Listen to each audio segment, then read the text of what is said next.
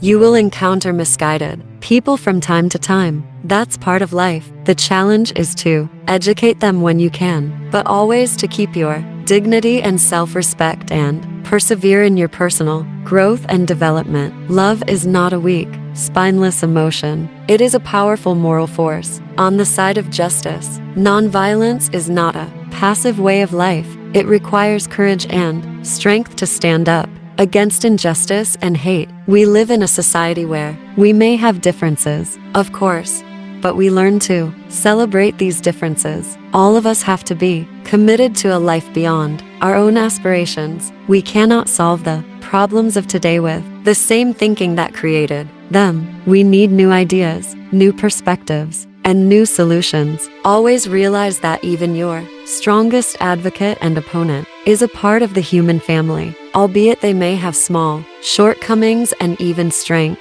in them. They are part of that human family. In all religions, we make a choice about what we emphasize, and I choose to come down on the side of a loving God. Love is the most powerful force in the universe. It has the power to heal, to transform, and to unite us all. We are all connected, and our fates are intertwined. We must work together to create a better world for all. We are faced with the dilemma of how or if we demonstrate where we stand on critical issues and corresponding social ills. We are also bombarded with so many instances of inhumanity that it can be difficult to determine what part we play in human progress. Each of us must decide whether it is more important to be proved right or to provoke righteousness. I believe that everyone, regardless of their beliefs, deserves the dignity of being called by their name. The greatest tribute we can pay to those who have gone before us is to continue their work and carry their legacy forward.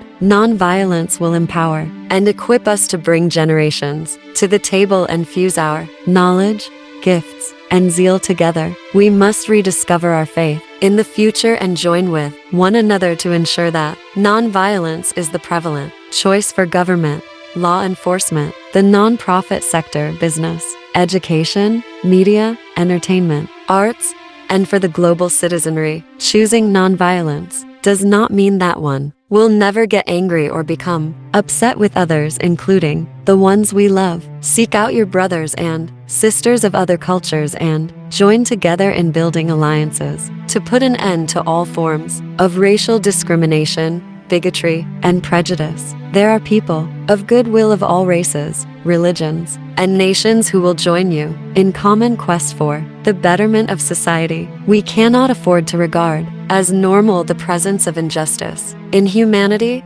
and violence, including their verbal and cyber manifestations. It is incumbent on the media industry to discourage the glorification of media violence. It is also incumbent on consumers who love America to support this effort with selective patronage campaigns to encourage media that provides uplifting content and to boycott the worst offenders if necessary. Continue to speak out against all forms of injustice to yourselves and others, and you will set a mighty example for your children and for future generations. Consider all of the possibilities for positive global progress if we utilize nonviolence as the central value of our culture, encompassing our law enforcement and labor practices, which currently include people in numerous nations working for inhumane wages in unhealthy conditions. How do we expect change to occur if we are not willing to put on the whole armor of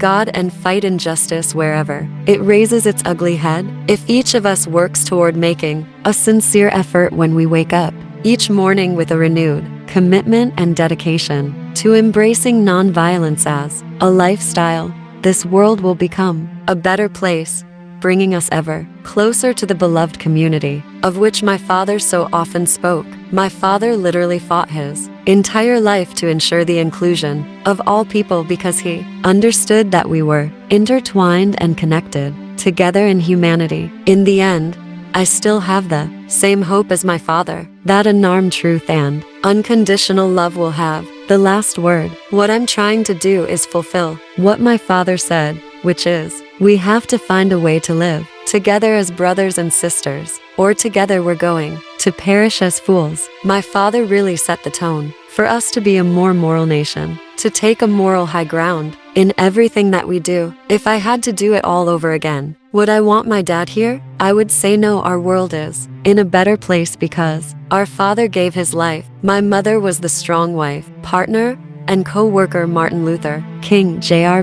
needed to be an effective leader, and he said so on many occasions. The more you resist something, the more aggressive it becomes. Without my ministry, I would just be Martin Luther King's daughter. You know, when people call me that, it doesn't bother me anymore. I know I am not my father. I know I am me. It is time for humanity to reset our spiritual compass from self-centeredness to other-centeredness. Somehow we have to realize that what we watch and what we listen to not only often reflects our most violent tendencies but cultivates more violence. I wrestled with anger from the age of 16. It's still one of my nemesis. I have to remember that the Word of God says, be slow to anger. When I think about some of the policies that we make in this country, the policies are so self-driven. I think the most pressing issue in our community is probably a generational divide. Occasionally in the afternoons, I catch a movie,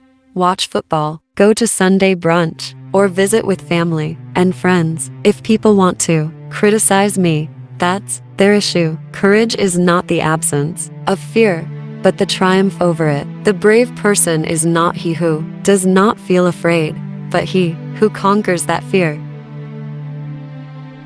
Bernice Albertine King, born March 28, 1963 in Atlanta, Georgia. The day after she was born, her father had to leave for Birmingham, Alabama, but he rushed back when it was time for Bernice and her mother, Coretta, to leave the hospital. He drove them home himself, but in what was all too typical with the work he was doing, had to leave them again within hours following her birth. Harry Belafonte realized the toll the civil rights movement was taking on her mother's time and energy and offered to pay for a nurse to help Coretta with the Kings for Children. They accepted and hired a person that would help with the children for the next 5 or 6 years. Her father died a week after Bernice's 5th birthday. King is an American lawyer, minister, and the youngest child of civil rights leaders Martin Luther King Jr.